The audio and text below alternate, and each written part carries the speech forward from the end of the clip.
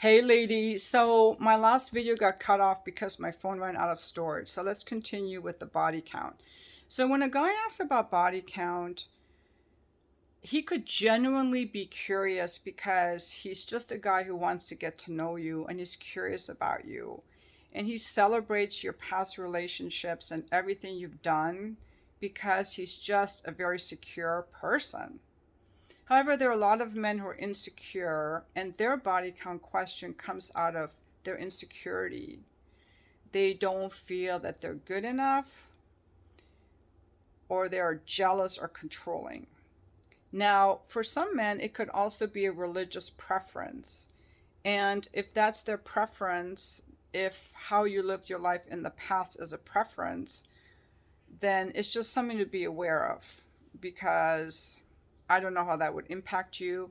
But there's another element of people who are living in the past, and I didn't talk about that in the first video, is that although I don't think that our sexual experiences should be labeled as like something negative from the past, it is in the past. Whether good or bad, it is in the past. It's something that you've done that you can be proud of or not proud of, whatever, but it's in the past, it's not now. And a powerful relationship is built between who am I now, who are you now, what are we creating now, what are my values today, who am I being today, how am I showing up today, what am I contributing to you today. And there's a tendency for many people to live in the past and to live in the future, and that's just the nature of the mind. So I learned I saw in 12-step meetings and in Landmark how people transform themselves very powerfully. And I know from Eckhart Tolle all about living in the now, and I know from Terry Real's relationship courses about being relational, and it's all about who am I being now.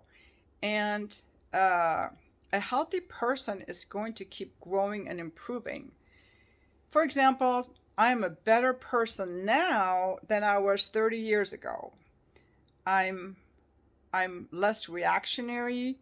I'm more fit. My finances are better. I have more wisdom. I have more experience, including sexual experience. So I'm a better person now than I was then. So I think the thing to focus on is who am I now? I know that a lot of people get interested in our past because it's an interesting story, but it really isn't that meaningful. I think what's really meaningful is who am I now? And when people get so focused on the past or the future, they tend to forget about being present. This is going to be my last video on body count. If you have anything else significant to add to it, I may reconsider. But basically what I think it speaks to is someone who's concerned about body count is living in the past, or jealous or controlling, or it could just be a preference that they have. I don't know how useful that preference is, but people can have whatever preferences they want. You might want to date a guy who's never been to South America because that's your preference. You might want to date people who've never been to college or who've never had sex, like who haven't experienced things, or who have experienced things, or who don't eat meat, or who don't drink, or who drink, or you can have all your preferences. My video here was just to have you inquire why some people are so obsessed about this. And I'm going to challenge you a little bit here, ladies, that any man who makes a big deal about it, I think that's a red flag. I'm going to be honest here with you because there's some rigidity or some control or some jealousy or some insecurity. There's some work there for the guy to do about, is he enough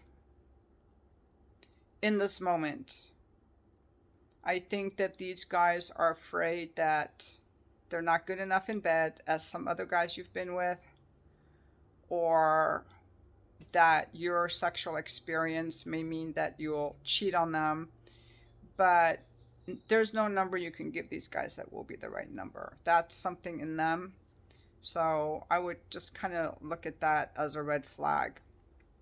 And I think a lot of men in the manosphere perpetuate this myth or perpetuate this teaching. I think what more people should be focusing on is what's important to you in a partner and who they are now. And I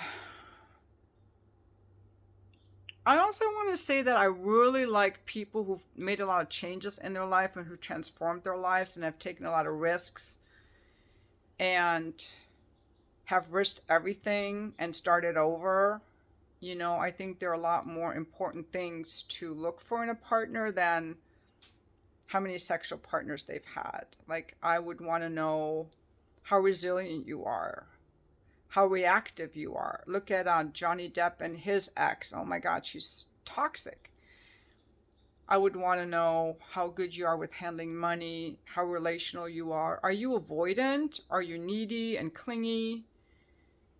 You know, uh,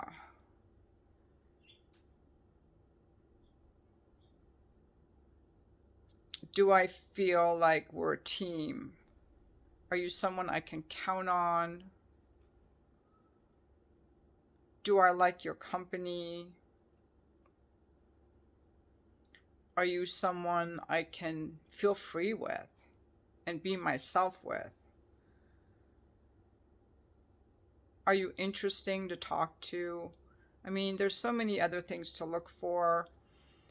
And again, one of the tips that they give about relationships in Landmark is that each time you see your partner, that you see them through fresh eyes. Don't look at them the way that they were yesterday. Everyone is a new person every day.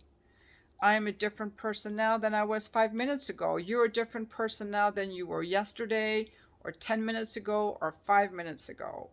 You're breathing in new oxygen. You're breathing in new cells. Your body is changing. Your ideas are changing. Our brains are neuroplastic. Our bodies, our muscles keep growing and changing. They're either atrophying or they're growing. And so the practice really is to be present now and enjoy somebody now, and be really present in this moment now. And that's what I'm really interested. That's personally what I'm interested in. What I look for is being how relational is this person? How interested is this person in nurturing a relationship? How present can they be now? I don't focus on the past. I mean, if a guy has an ex-wife, I'd be fine with it unless she brings drama now. You know, if a guy is still mourning his ex-wife, he's bringing pain now. If you have kids from a prior marriage, are they a joy now or are they a burden now? Depending on how you raise them.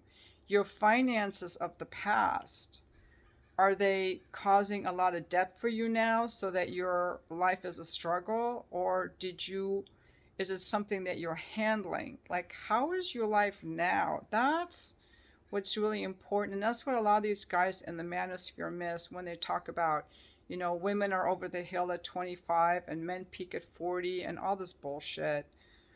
I'm just not even going to address those videos anymore. You guys want to address manosphere topics, or religious topics, or whether Jesus died on the cross or not, you can go to some other channels, because I'm just like ready to move on to some other things. I'm really interested in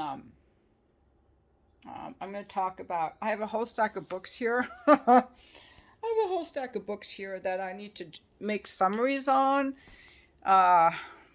So I've been putting it off, but that's what I need to do. So this sums up my body count video. So men obsessed with body counts are living in the past because they need to move into the present. They're jealous and controlling, or they could just be curious, or they could just be super religious, which to me, again, is controlling, living in the head.